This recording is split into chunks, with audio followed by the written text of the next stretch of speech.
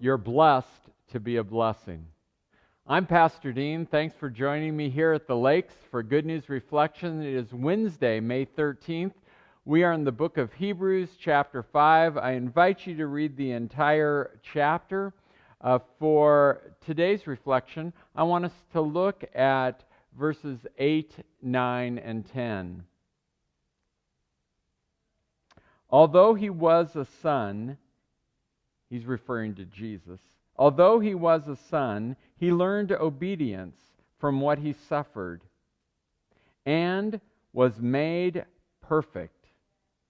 He became the source of eternal salvation for all who obey him and was designated by God to be a high priest in the order of Melchizedek.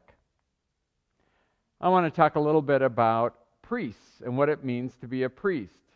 By the way, I'm just going to start off by saying, if you're a believer in Jesus, you are called and blessed to be a priest to those around you. Back to the reading. Melchizedek is a priest who interacts with Abraham in Genesis 14. You can look it up.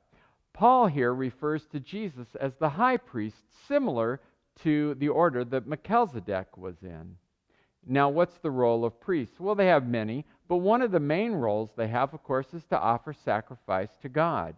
And Jesus fulfilled his priestly duty through his obedience in suffering, even suffering unto death on the cross, which brought his work as priest to completion. In the reading that we read today, it says that he was made perfect. And you think, well, he was God. Of course he was perfect. No, that's not what it means, and that's not the way that Paul uses it here. What it means is he uses the Greek word teleos. And that is the same word that's used from the cross when Jesus speaks his last words on the cross. Do you remember what Jesus' last words from the cross were? It is finished.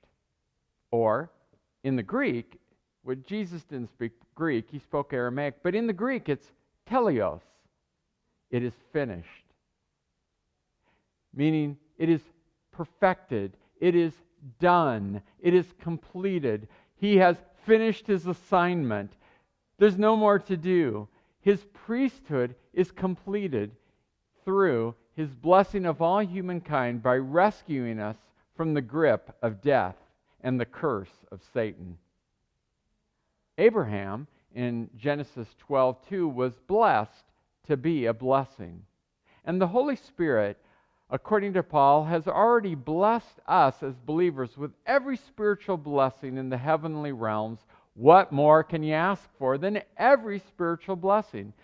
Jesus now is our high priest. We are priests, called to be under the obedience of the great high priest.